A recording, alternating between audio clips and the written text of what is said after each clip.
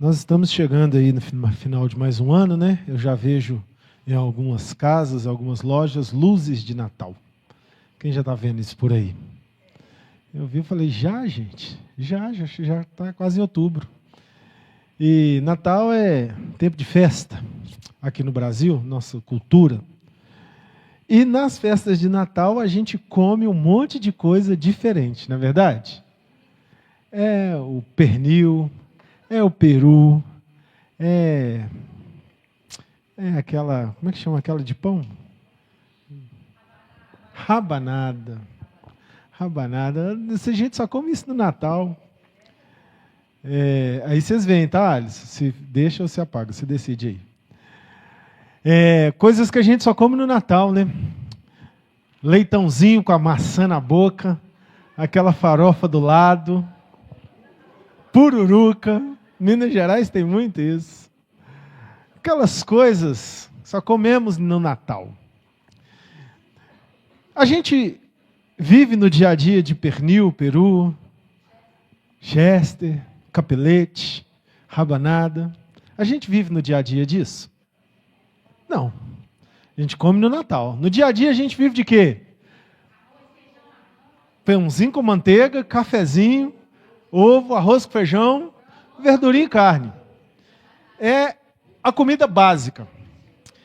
E quando Jesus falou lá em Mateus 6,11, pão nosso de cada dia nos dá hoje, ele não estava falando do pãozinho francês. No original aqui dessa frase, desse Zônia, e aqueles missionários traduzindo para aquele dialeto, traduziram assim, eu sou a mandioca da vida.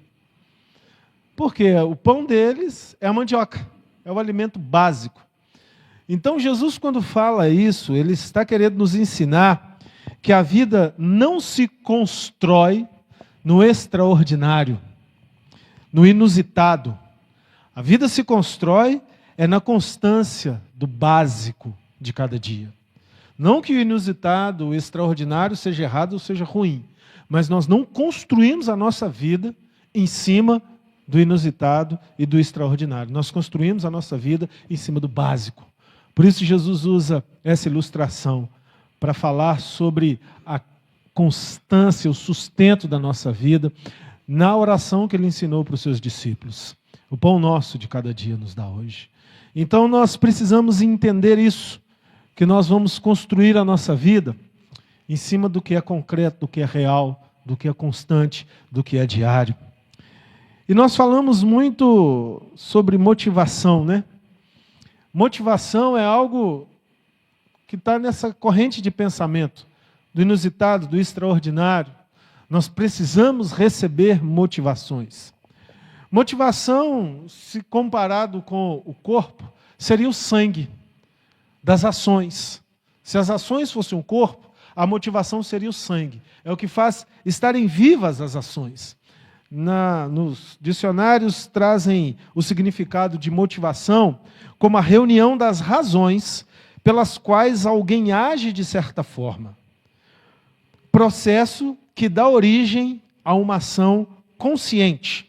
Então, razões para agirmos, para fazermos, para avançarmos, para fazermos bem feito, para continuarmos fazendo. Quantas vezes as pessoas param de fazer coisas importantes na sua vida porque estão sem motivação para fazer? Quantos projetos param? Projetos necessários para a vida. Quantos funcionários desistem dos seus empregos porque estão sem motivação para continuar com aquilo e entram em situações difíceis? Quantos desistem dos seus cursos acadêmicos? Quem de nós nunca participou de uma turma de um curso que começou com 50 e terminou com 5? Eu já participei de uma que começou com 56 e terminou com 2.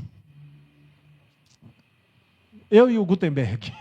Para a graça do Senhor, eu estava lá.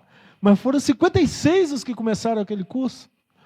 E quantas situações na nossa vida, quantos lares falhem, vão à falência, casamentos, porque perdem-se a motivação de estarem juntos. Às vezes não se separam juridicamente, mas vivem dentro da mesma casa como estranhos, porque perderam a motivação do casamento, da paixão. Fazer as coisas motivado colore a vida, dá cor à vida. né? Quando nós estamos motivados, o azul é mais intenso, o vermelho é mais vivo, o amarelo é mais brilhante, a gente tem mais empolgação para fazer as coisas. A gente compra o carro novo, ainda que não seja zero, ou às vezes é zero, a gente lava, a gente vê aquela pintura, e quando passa o tempo, a gente não lava mais, porque perdeu a motivação com aquilo. Esse é o ser humano. A motivação faz a vida ficar colorida. A desmotivação faz tudo ficar cinza. Fato é, motivados ou não, nós precisamos continuar vivendo. Fazendo as coisas empolgados, animados, motivados, coloridos, ou fazendo as coisas cinza. É porque tem que fazer, é no dia a dia. Algumas coisas nós não podemos nem parar, mas nós não temos mais o brilho para fazer. Nós precisamos continuar vivendo. Nem sempre teremos motivação para fazer as coisas. Isso é um fato. Mas a força nasce quando decidimos continuar fazendo, mesmo sem vontade. Lá na academia tem uma frase, né, nas academias, tem uma frase que é: hoje eu vim na força do ódio. Hoje eu não estava afim de vir. E de cada 5 vezes que eu vou na academia, 4,99 é assim. Eu vim porque eu tenho que dar aqui. Preciso disso. Mas a força nasce aí. A força das suas ações nascem quando você está desmotivado. Porque quando você está motivado, o que está dirigindo as suas ações é a sua empolgação. E eu não estou dizendo que a empolgação é errada. Eu estou dizendo que se não focarmos na força, quando a empolgação acabar, e ela acaba com o correr do tempo, nós vamos querer parar e ficar desanimados. Mas nós podemos gerar empolgação pela essência da força. E a força nasce quando a desmotivação é vencida pela permanência. Se você está entendendo, diga glória a Deus. Josué é uma forte inspiração para entendermos a força que nasce da perseverança. Quem precisa de força na sua vida aqui? Seja sincero, diga: eu preciso. Então eu quero dizer que Deus tem para você força além da sua motivação. Deus tem. Josué nasceu e cresceu como escravo no Egito. 400 anos Israel foi escravo no Egito. 423, mais especificamente. Era uma cultura de escravidão. E Josué nasceu no meio daquilo. E o pior da escravidão não é nem a tortura física, não é nem o trabalho escaldante, isso tudo é muito ruim. Mas o pior da escravidão é a sujeição da mente. O escravo, ele não consegue pensar como livre, ele não consegue pensar como quem tem direitos, porque ele não tem direito. Ele calado está errado. Ele comendo, ele tem que dar graças a Deus pelo que é, seja a pior alimentação. Ele tem que dar graças a Deus por ter aquilo. O que escraviza o homem mais intensamente é a sua própria mente, a sua própria forma de pensar. E Josué nasceu e viveu nesse contexto. E quem cresce debaixo do jugo, da opressão, da escravidão, se torna enfraquecido pelas circunstâncias. Essa foi a vida de Josué. Enfraquecido pelas circunstâncias. Josué era um escravo. Josué era um homem que vivia debaixo da chibata dos egípcios, que não tinha direitos, que não tinha vontades, que foi criado naquela forma e certamente morreria naquela forma. Não conseguiria expandir a sua forma de pensar. Quantas pessoas hoje em dia são escravizadas em tantas circunstâncias? Pessoas que foram criadas em situações limitantes, de necessidades, e se tornam escravos da miséria, e que não conseguem imaginar que um dia podem prosperar. que um dia podem avançar, porque foram criados debaixo daquele jugo. Não conseguem transcender os seus pensamentos. E assim era Josué, até o dia que Moisés apareceu no Egito, com uma palavra louca aos olhos de quem vivia numa cultura de escravidão. Há 423 anos o povo vivia. E Josué, nessa altura aqui, era um homem de média idade para maduro de mais ou menos 39 anos de idade. Foi criança escravo, foi adolescente escravo, foi jovem escravo, casou escravo, e a sua vida era a vida de escravo. E não tinha nenhuma expectativa de mudança da sua realidade. Às vezes, quando nós olhamos para realidades sociais, nós ficamos desesperançosos, porque a gente olha para todos os lados e vê uma avalanche destruindo realidades sociais, e dentro do nosso coração bate um desânimo, não é possível, não acredito que vai mudar. Algumas vezes, conversando com algumas pessoas que saíram fugidos da Venezuela, essas pessoas me disseram, não tem esperança, é o que tem.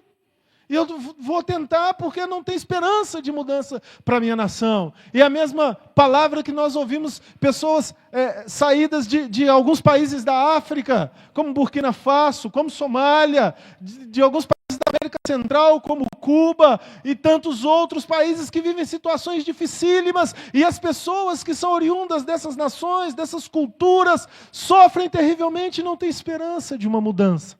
Muito pior do que todas essas realidades era a realidade de Israel dentro do Egito.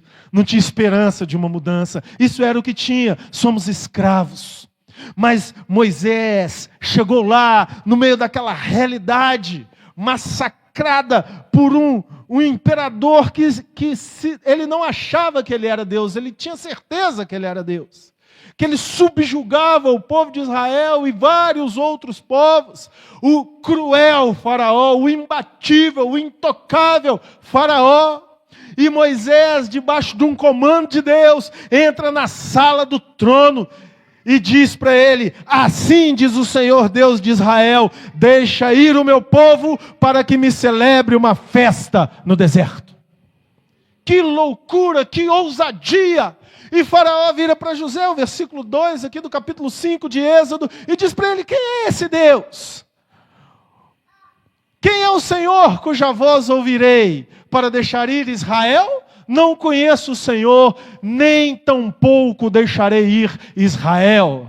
Faraó diz para Moisés: quem é você para me peitar? Quem é o seu Deus para me peitar? O raciocínio de Faraó aqui é que ele era maior do que o próprio Deus. Eu não vou deixar o seu povo ir.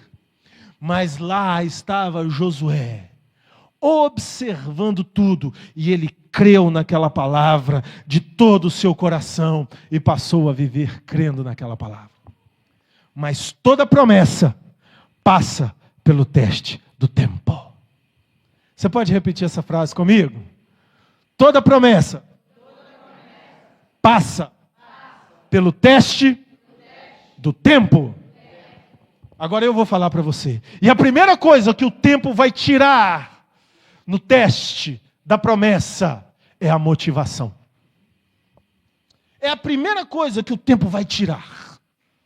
Vai passar. Mas daí a algum tempo, você vai olhar para trás e já tem tanto tempo que eu estou esperando. Eu não tenho mais motivação.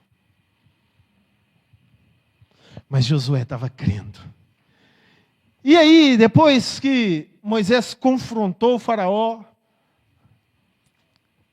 tinha tudo para ter morrido, perdido a cabeça, mas não perdeu. Faraó endureceu, falou: não vou deixar esse povo, desse Deus que eu não sei quem é, sair. Muita coisa aconteceu. Mais ou menos durante 6 meses, o Egito foi devastado por 10 pragas. E Josué viu tudo acontecer.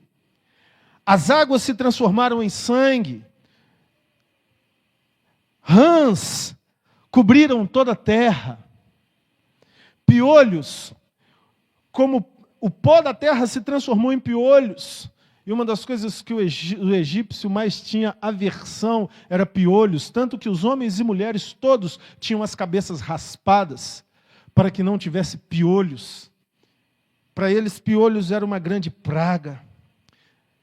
Moscas, enxames de moscas, infestaram as casas de todo o país. Imagina o que virou o Egito. E cada praga que vinha, o povo sofria, a nação sofria, e Faraó endurecia o seu coração. E Deus, peste dos animais, uma doença matou todo o gado. Todos os animais dos egípcios, não só o gado, mas ovelhas, camelos, cavalos. A praga matou tudo. Os animais morreram. E Faraó endurecendo. Úlceras tomaram conta de todo o corpo. Uma nação doente. Imagina o que virou aquilo. Imagina o cheiro daquele povo. Uma nação superpopulosa de pessoas com úlceras purulentas escorrendo pus pelo corpo. Saraiva, chuva de pedras e fogo, destruiu toda a plantação, já não tinha animal, já não tinha saúde. E agora toda a plantação destruída. Gafanhotos comeram o resto de que tinha de alimentos, e grama e capim, virou um deserto. Trevas. A escuridão gera depressão. A escuridão tira força física. A vitamina D depende do sol. Uma nação em trevas, um povo doente, cheio de úlceras, sem alimentação. Morte dos primogênitos. Todos os primogênitos de pessoas e de animais dos egípcios morreram. O que virou o Egito? Uma nação de terror. Eu não consigo concatenar na minha mente o que foram aqueles, aproximadamente, pelos estudos, 6 meses de terror no Egito. E Josué e todo o povo de Israel estava ali vendo aquilo. Tá certo, as pragas não chegaram no povo de Israel. Mas imagina o que virou a nação que o povo de Israel vivia dentro. Uma terra de terror, uma terra destruída. Saíram do Egito, debaixo de perseguição, mesmo depois de tudo isso, de ter perdido os filhos. Quando o Faraó viu o povo de Israel saindo, ele pegou o seu cavalo, mandou o seu exército pegar os seus cavalos, e correram atrás do povo de Israel, e foram até o mar, perseguindo o povo de Israel. O povo de Israel atravessou em pé enxuto, porque o milagre do Senhor aconteceu. Eles eram escravos. Depois de escravos, eles foram espectadores do maior terror que o planeta Terra já assistiu. Não sei se você já viu um acidente, uma situação de enfermidade intensa, uma situação ruim, um desastre. Aquilo traumatiza a gente. Aquilo nos deixa impactados quando nós vemos uma cena assim. E quando nós vivemos num ambiente assim. Eles já tinham uma mente esmagada pela escravidão. Agora eles têm uma mente esmagada por assistirem uma tragédia. E Josué estava no meio desse povo, e todo o povo viveu isso.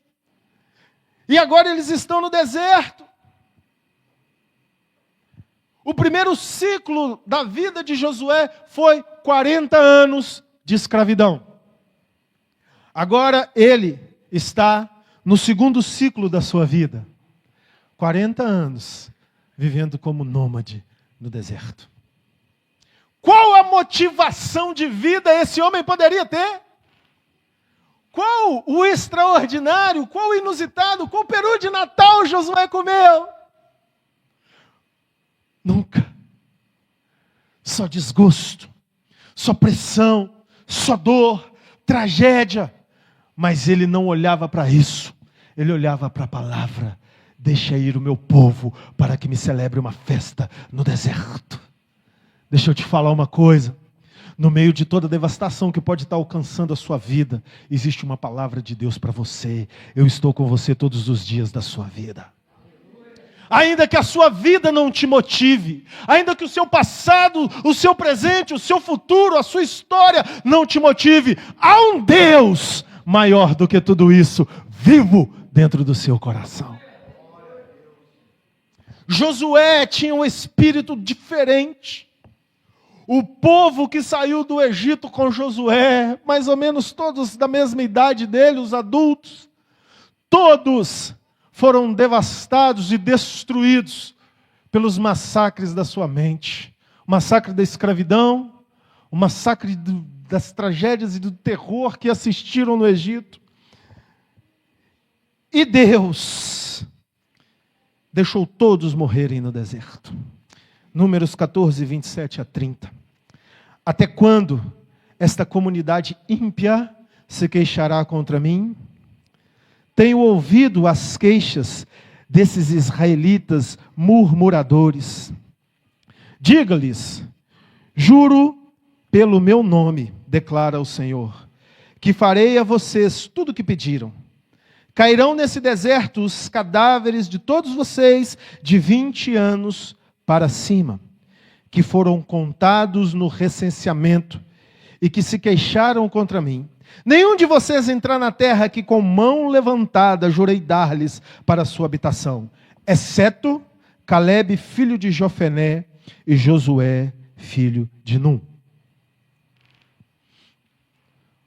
Os dois que foram espiar Canaã.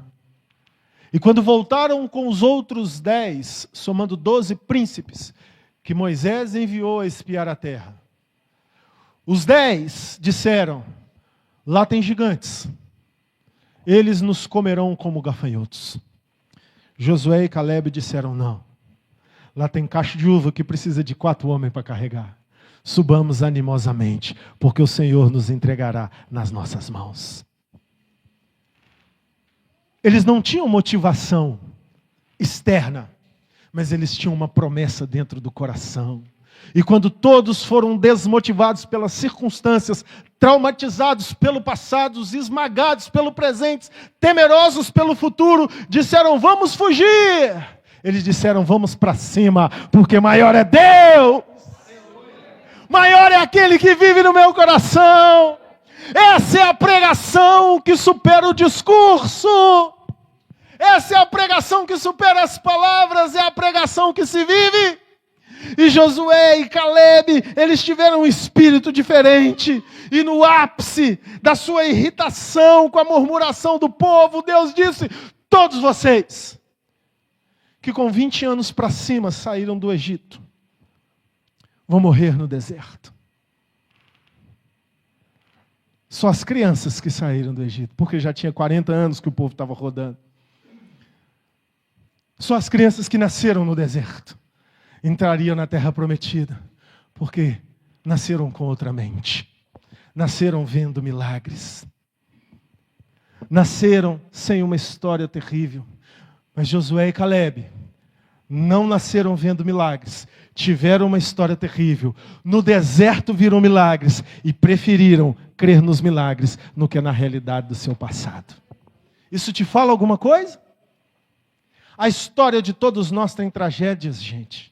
A história de todos nós tem perdas. Não acho que você é o único e a única que sofre, que sente dor, que está desmotivado, que talvez está no culto hoje já pensando que amanhã, quando o relógio despertar, você vai ter que viver mais uma segunda-feira. Ou talvez você veio para esse culto se arrastando, porque no fundo do seu coração você sabe que Deus é a resposta, mas a sua alma não tinha ânimo, talvez nem para estar aqui. Talvez você não tenha ânimo para levantar, você esteja sem ânimo para fazer as suas coisas, para cumprir o seu ministério, para trabalhar, para estudar, sonhar. Esquece, não existe verdade nos meus sonhos, nada acontece. Eu quero te dizer que Josué e Calebe passaram por isso tudo, mas eles viram no deserto os milagres, e eu não tenho medo de te dizer, no meio do deserto da sua vida, Deus tem feito um milagre para você. Deus tem te dado o pão de cada dia, amém? Quem comeu hoje aqui, diga amém. Foi a mão de Deus, isso é um milagre na sua vida. Quem está respirando aí, diga amém. Isso é um milagre de Deus, é a misericórdia de Deus na sua vida. Então olhe para esses milagres, porque eles são maiores do que as dores que oprimem o seu coração. Não se entregue, creia na promessa. Essa era a diferença de Josué. Não precisamos de motivações, precisamos do pão do céu para sermos mais que vencedores. O pão do céu está aqui, o pão do céu está aí, o pão do céu é Jesus. Não precisamos do peru, da rabanada, do pernil, do capelete, do leitãozinho com a maçã na boca. Isso tudo é legal, se tiver, beleza.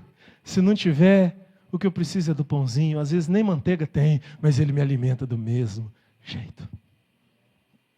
A gente olha tanto para o extraordinário, que a gente esquece de ver a beleza do ordinário.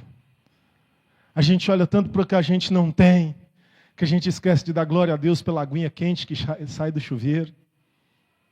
A gente olha tanto para o que a gente não alcançou, que a gente esquece de olhar para a cama que a gente dormiu, para a luz que acende quando a gente aperta um interruptor. Se você pudesse fazer uma viagem no tempo, voltar a 100, 200 anos atrás, você veria como era difícil a vida das pessoas sem água encanada, sem luz elétrica, sem máquina de lavar, sem fogão, sem micro-ondas. E aí, se a gente for olhar, a gente vai falar: meu Deus, eu sou rico, sou milionário, e não sabia. Porque a gente esquece de olhar para o pão nosso de cada dia, que Ele está nos dando hoje. E é esse pão que vai fazer você ser forte para ser vencedor. Motivações são eventos extraordinários que nos animam. Mas Deus quer nos motivar de dentro para fora. Quando os discípulos falaram: Jesus, nos ensina a orar, Jesus falou para eles: quando vocês orarem, não sejam como os hipócritas, que gostam de orar bonito na sinagoga para que todos os vejam. Mas quando orares, entra para o teu quarto, fecha a porta e ora assim ao seu Pai que está em secreto. Portanto, vós orareis assim: Pai nosso que está nos céus, santificado seja o teu nome. Venha o teu reino, seja feita a sua vontade, assim na terra como no céu. O pão nosso de cada dia dá-nos hoje. E perdoa-nos as nossas dívidas, assim como nós perdoamos os nossos devedores. E não permita que caiamos em tentação, mas livra-nos do mal, porque teu é o reino, o poder e a glória para sempre. Amém. Quando santificamos o nome do Senhor acima de tudo, Ele será o ânimo da nossa vida. Pai nosso que estás no céu, santificado seja o seu nome. O que é santidade? Santidade é uma separação exclusiva. Santificado seja o teu nome. Jesus, eu separo o teu nome acima de todas as outras coisas no meu coração.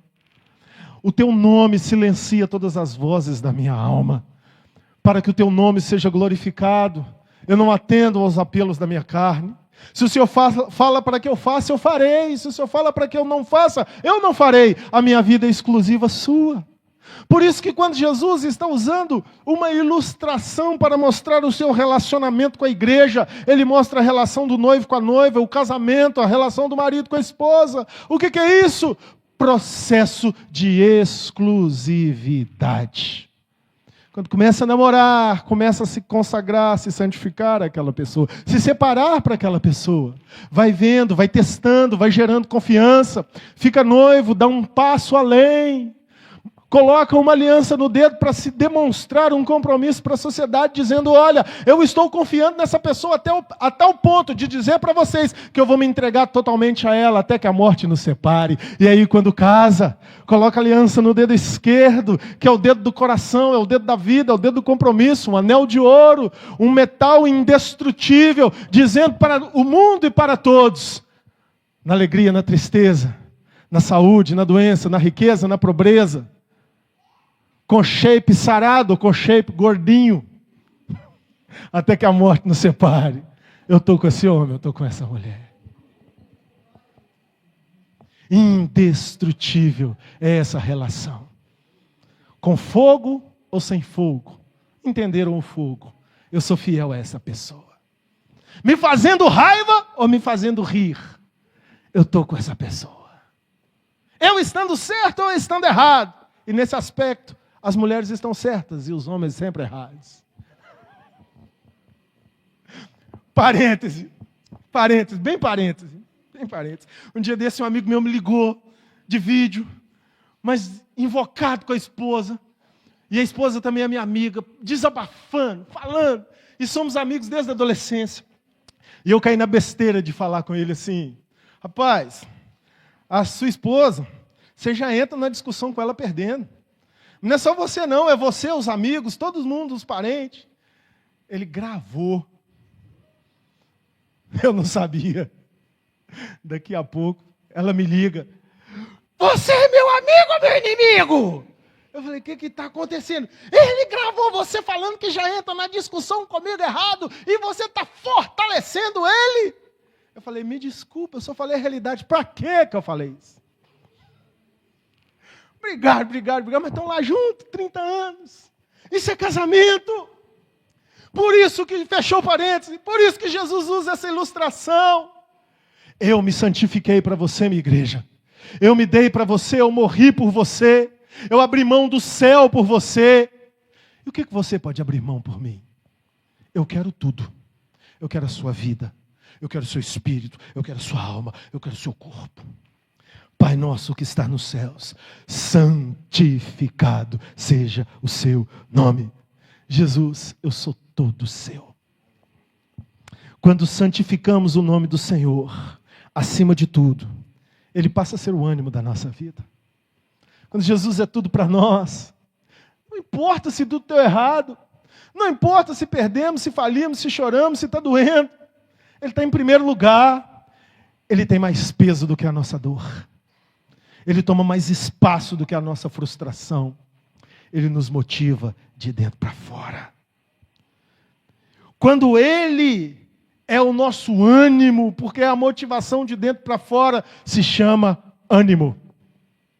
E ânimo no seu original significa Deus dentro de nós. Então Ele está dentro de nós, Ele é a nossa prioridade, Ele governa a nossa vida como governa o céu. E eu te pergunto, é bom andar no governo de Deus? No governo de Deus, nós não somos vencedores, nós somos mais do que vencedores. No governo de Deus, a morte não nos paralisa, porque Ele é o Deus da ressurreição. No governo de Deus, a dor não nos desespera, porque Ele é a nossa cura. No governo de Deus, a miséria não nos assusta, porque Ele é a nossa provisão. No governo de Deus, o desespero, a depressão, a angústia, a ansiedade, o medo não escraviza a nossa mente, porque Ele é a nossa paz. Ah, você pode aplaudir a Ele. Ele é a nossa paz. É Ele, é por Ele, é por meio dEle, é por causa dEle. Dentro de nós, Ele nos governa como governa os céus. Governados por Ele, não precisaremos de eventos inusitados para animar a nossa fé. Não estou criticando, estou só no rumo da palavra que Deus nos deu. Governado por eles, não precisaremos de uma conferência nova, não precisaremos de uma viagem diferente, não precisaremos de um show com artista gospel que amamos, cheios da unção do Espírito Santo, para continuarmos na fé. Governados por Ele, todas essas coisas serão acessórios do que é principal, é a minha fé. Sem nada disso, eu abro a minha boca sem microfone, eu adoro o Senhor, eu leio a palavra, eu choro na presença dEle. Eu não preciso de um movimento para sentir o avivamento. O avivamento está em mim, com movimento ou sem. Ele é a glória da minha vida. Ele me aviva no trânsito, Ele me aviva no trabalho, Ele me aviva dentro de casa, Ele me aviva andando na rua, Ele me aviva no culto. Eu acho lindo a história do irmão antigo da Igreja Batista do interior de Minas Gerais, que regia o coral da igreja. E lá no coral da igreja tinha um irmão muito desafinado. E aquele regente do coral já não sabia mais o que fazia. Aquele irmão não tinha nada a ver com música. Como cantor, ele era um ótimo pedreiro. E um dia, sem poder falar isso com o irmão, ele chegou para o irmão e falou: irmão, canta aqui perto da janela. O coral ensaiava perto da janela. E tinha umas colinas que dava para ver da janela. E ele falou com aquele irmão: quando você cantar, olha para as colinas, admira a beleza criada por Deus. Mas o que ele queria era que o irmão colocasse a voz para fora da janela, para que não atrapalhasse o sonido do coral. E um dia ele foi ensaiar o coral e ele se atrasou. E ele descia aquelas colinas de bicicleta. E descendo a colina dava para ver lá dentro da igreja, quando ele ia se aproximando. E os irmãos começaram a fazer o vocalize, um aquecimento de voz, e cantando uma música. E eles estavam fazendo aquele vocalize com mais perto quero estar, aquecendo as vozes. Ele foi descendo a colina, e lá de cima da colina ele começou a ouvir o coral. E a primeira coisa que o ouvido absoluto dele, de maestro de coral, percebeu foi a voz desafinada do irmão. E aí ele pensou: pelo menos ele está cantando virado para a janela. Então lá dentro do templo vai dar para ouvir certinho o coral, sem a voz desafinada dele. Mas quando ele foi se aproximando da igreja, ele via aquele irmão cantando, fazendo o aquecimento vocal, e as lágrimas escorrendo nos olhos dele. Igual a Jaqueline. E ele cantava, e ele chorava, e ele chorava, e ele chorava enquanto cantava. E o irmão via ele cantando. E o irmão via ele cantando, e pedalando a bicicleta. Ele foi ficando constrangido pelo Espírito Santo. E Deus foi dizendo para ele: eu quero mais do que afinação e técnica, eu quero amor no coração. E ele foi vendo aquilo, e chegou, entrou na igreja em prantos e falou: gente, para tudo. Só tem uma pessoa adorando aqui. É o irmão fulano de tal. Olha para cá, irmão. Quando ele virou, os olhos inchados, cheios de lágrimas. E todo o coral desmotivado. Mais um domingo de tarde, fazendo um chato ensaio com as músicas que sabia desde sempre. Olharam para aquele irmão e quebrantaram seus corações e descobriram que existe uma motivação que está além do que está de fora, é o que está por dentro. A gente adora ensaiando, a gente adora lavando louça, a gente adora limpando, a gente adora dirigindo o carro, a gente adora trabalhando, a gente adora vivendo, a gente adora respirando, a gente adora sendo exclusivo de Jesus. Governados por Ele, não precisaremos do inusitado, não precisaremos do extraordinário para animar a nossa fé. Viveremos no básico alimento espiritual, o pão nosso de cada dia que Ele nos dá hoje, com a força que vai além da motivação. Encontraremos perdão. Quando Ele é exclusivo, a gente encontra perdão. A gente não é perfeito, a gente tem nosso passado, a gente tem nossas dores, a gente tem nossos erros diários. Mas exclusivos dele, nós vamos receber a revelação a cada dia. E vamos encontrar perdão. E vamos ouvir Ele nos dizer: eu te amo, eu te perdoo, eu acredito em você. Não desista, continue. Superaremos as tentações. Elas virão, elas vêm todo dia. Enquanto estamos nessa terra, elas virão. Mas exclusivos dele, cheios de amor por Ele, perdoados, superaremos as tentações, seremos livres do mal. Andaremos a longa estrada em direção ao céu, seguindo sempre pela mesma direção. É o amor dele, é a dependência nele, é a adoração a Ele que nos mantém, nada mais. As coisas, o inusitado, o eventual, o extraordinário, o sucesso, a fama, o aplauso, tudo passa. Mas as palavras dele permanecem para sempre. Teremos dentro de nós um espírito excelente, como teve Josué. E experimentaremos o poder e a glória dele para sempre. O passado ficou para trás. A vida desmotivante ficou para trás. Os anos perdidos ficaram para trás. Fui encontrado em Jesus. Todo dia é uma nova oportunidade para estar na presença dele. Só isso vai te manter, igreja. Força, além das motivações. Quando vivemos tudo isso, Cristo é a nossa motivação.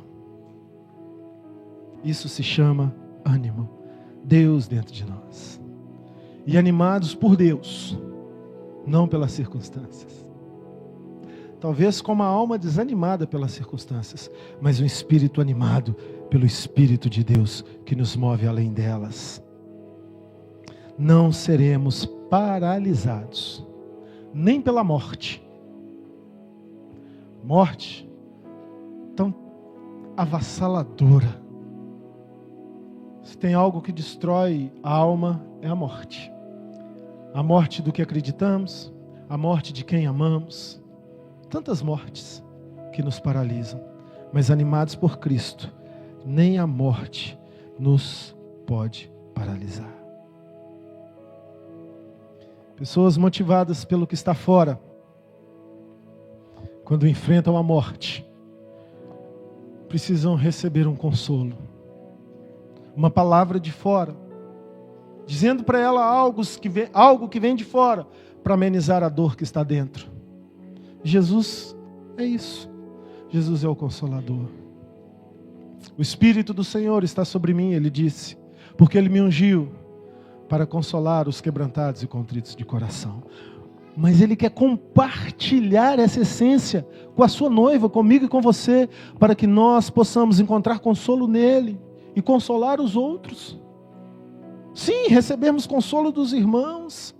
Abraços nos momentos difíceis é muito importante, mas o principal é o consolo dele dentro de nós.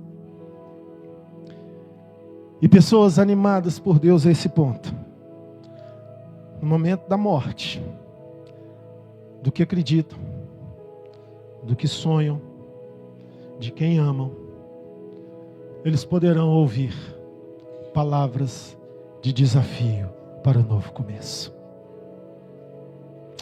Lá estava Josué, em mais uma terrível e desmotivadora situação. 40 anos como escravo,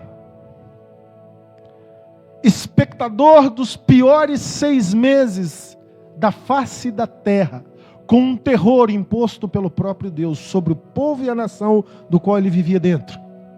Mais 40 anos no deserto, vivendo como nômades. Agora, vendo milagres, mas vivendo na dependência total dos milagres, na qual o seu povo todo morreu porque não conseguiu crer. Quanta desmotivação esse homem, que é o pai do ânimo no Velho Testamento, viveu. Está lá na porta da tenda da congregação, onde ele passava longos períodos quando Moisés orava. E mais um longo período desses, ele estava ali, crendo na palavra lá de 40 anos atrás: deixa o meu povo me celebrar uma festa no deserto. E depois uma série de outras palavras de uma terra prometida que manaria leite e mel, que ele tinha visto de longe, voltado, dito para o povo desmotivado não acreditou. E ele continuou acreditando no invisível. Moisés não sai da tenda.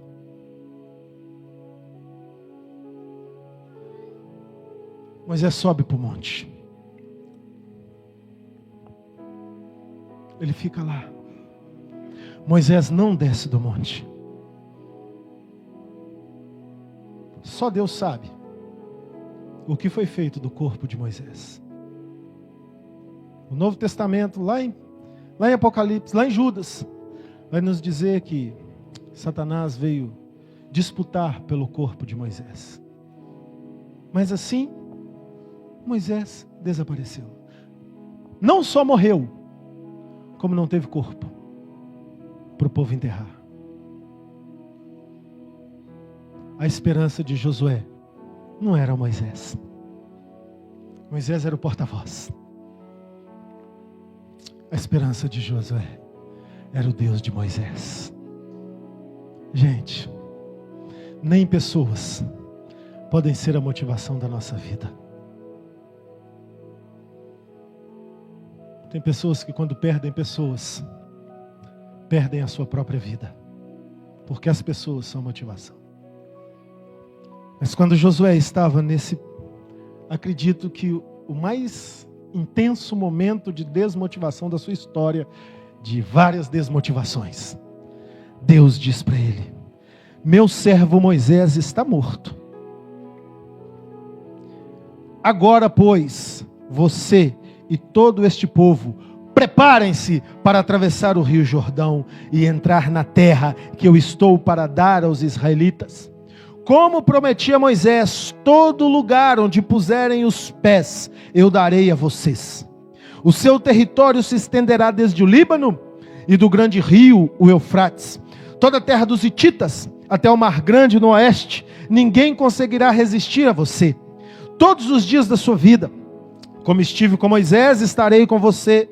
Nunca o deixarei, nunca o abandonarei. Seja forte e corajoso, porque você conduzirá esse povo a herdar a terra que prometi sobre juramento aos seus antepassados.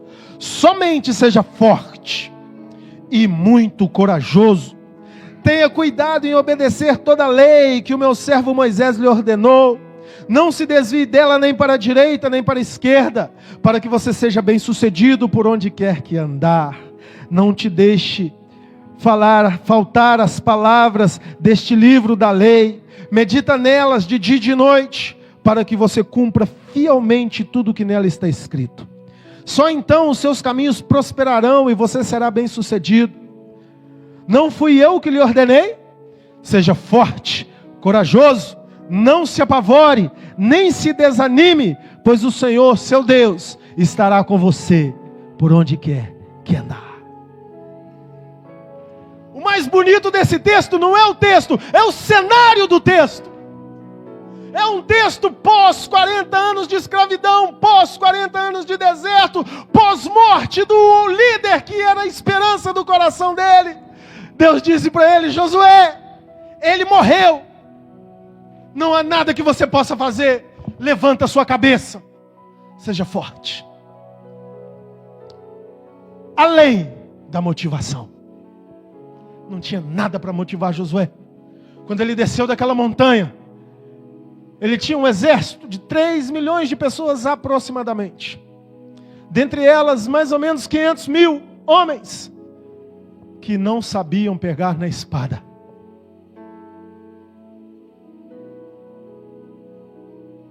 É como pegar um exército de adolescentes que nem judô fizeram e encarar um exército de soldados da tropa de elite. Lá em Canaã estavam os mais vorazes guerreiros do mundo da época, com armas que Israel não sabia nem falar o nome. Essa era a motivação de Josué. Mas com esse povo ele falou: vamos, porque nós temos uma palavra. Seja forte, além da motivação. Atravessaram o Jordão, deram de cara com Jericó.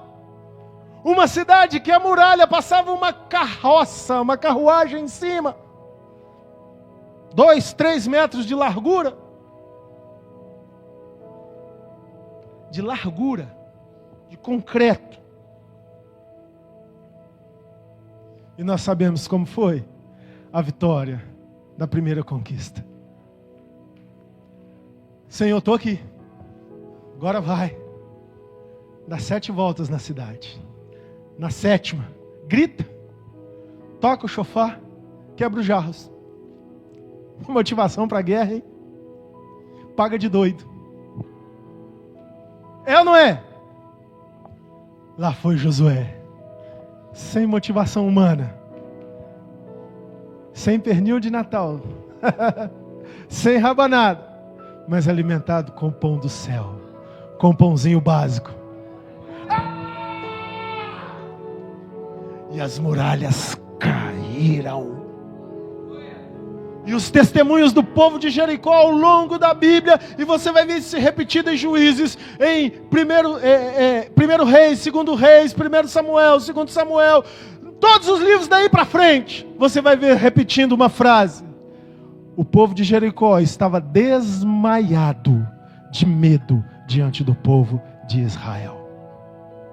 Porque não é a motivação que nos faz ter força, é a certeza de que aquele que prometeu é fiel para cumprir. Hoje, Deus te diz: não dependa das circunstâncias. Ei, tenha bom ânimo, tenha forças além das motivações. O seu Deus está com você por onde quer que tu andares. Se você recebe essa palavra, se coloque de pé, na posição daquele que é fortalecido pelo Deus da força. Comece a falar com Jesus, aquele que vive em você. Jesus, eu estou aqui. Jesus, eu estou aqui. Não se entregue mais ao desânimo. Não se entregue mais à desmotivação humana. Pelo contrário, quando tudo estiver te desmotivando, quando você não vê nas circunstâncias esperanças, é aí que você vai tirar forças que vão além das motivações. E é essa força que fará de você, de mim, de nós, mais do que vencedores, por aquele que nos amou.